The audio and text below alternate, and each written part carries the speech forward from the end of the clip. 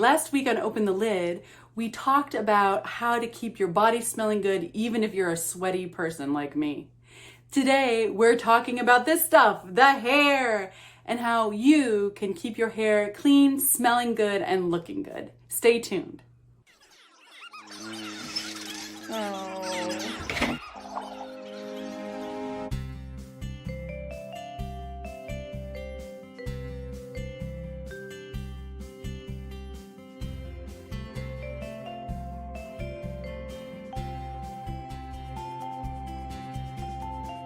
Welcome to Open the Lid.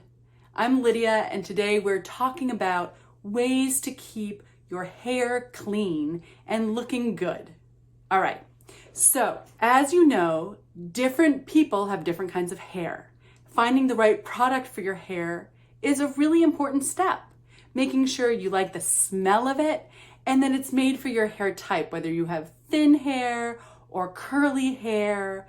Finding the right kind of shampoo for you and conditioner is really, really important.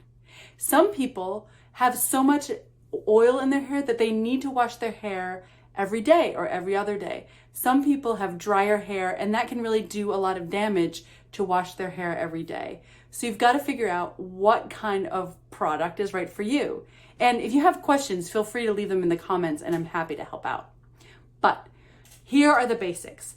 When you are in the shower, you need to make sure your whole head gets wet, okay? Including underneath in the back. That's a really tricky part that some people forget about, okay? So make sure your whole head gets wet. Then you want to use some shampoo. And it doesn't have to be expensive. My family likes this lavender almond oil stuff. And depending on how much hair you have, you need to put some shampoo in your hand. And if you have a little bit of hair, it's just a tiny dime size amount. If you have more hair like me, maybe you do like, quarter, something like that. You're gonna rub your hands together and then start scrubbing in your hair. Now, what I mean is that you're not just going to pat your head with this shampoo and let it suds up, because that's not getting to your scalp. So it's not getting the dead skin cells off of the top of your head, and it's also not getting the sweat and grime that might be really stuck at the roots of your hair up here. So I recommend really scrubbing your hair. It's also a great way to get your nails clean. So use your nails, pretend you're some kind of bear, right? And you're gonna scrub your head. If you start at the top and work back, then you'll make sure you get your whole head.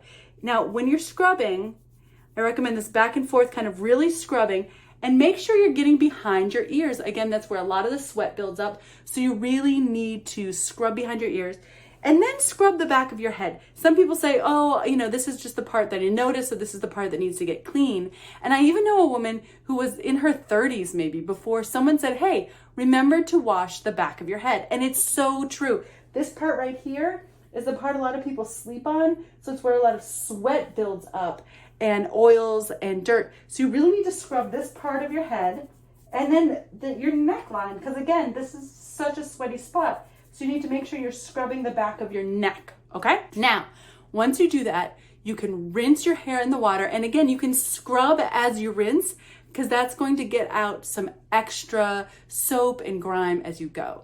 Some people like to use a wet brush or a wide tooth comb when they're washing their hair. And that's an option too. If you're not really good at scrubbing or you have use of only one hand, using a brush can really help you get to your whole head and make sure to really get your scalp. Now, if your hair is at all puffy or sometimes gets frizzy, using a conditioner is really helpful. And again, there are lots of conditioners out there. You have to figure out the one that's right for you.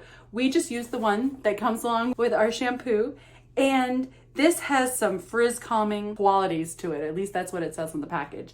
Again, you want to put about the same amount of conditioner as you have shampoo. And I usually stay away from this back part because this is what gets so greasy so fast. So when I condition, I'm going to condition the part that gets frizzy, this part and the backs of my hair. It's up to you in noticing what parts of your body get greasy faster than other parts. Now, with conditioner, if you put it in your hair and you have kind of curly or wavy hair, what you can do is squeeze up. Squeeze the conditioner up in your hair, and then when you rinse it the same way, because you really want it to get down the roots of your hair and really kind of cover it up. Like it's almost like you're putting lotion on your hair. And if you have frizzy or curly hair, it's okay to wash some of it out, but leave like a little bit of it in. It'll make it easier to brush and comb later, okay? So when you're done with your shower, if you have curly or wavy hair, I recommend using actually an old shirt to dry off your hair.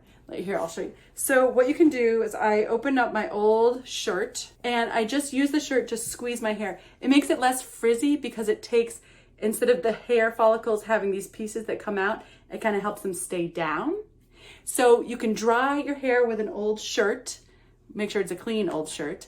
And if you have straight hair or really short hair, using a towel, no big deal. Okay. Now, some people like to dry their hair. Some people like to use products. It's up to you. When you dry your hair with a hairdryer, it does dry it out and make it more brittle. And then it's really important to make sure you're really using conditioner and maybe even some kind of protector for your hair. What do you think? Was this helpful? Leave a comment, give it a like, subscribe to this channel, and stay in touch. No matter where you are, no matter what kind of hair you are, what really matters is that you open the lid of the box that you're stuck in so the light can come in and you can expand into your most incredible self, which is a gift to the world as well as a gift to you. So stay tuned, be well, and I hope to see you soon. You can also find me on Instagram and Facebook at Open the Lid Community and my website at openthelid.com. Are you ready to take you and your family from surviving to thriving on a whole new level? Sign up for my free webinar or book a consult with me by clicking the link in the description.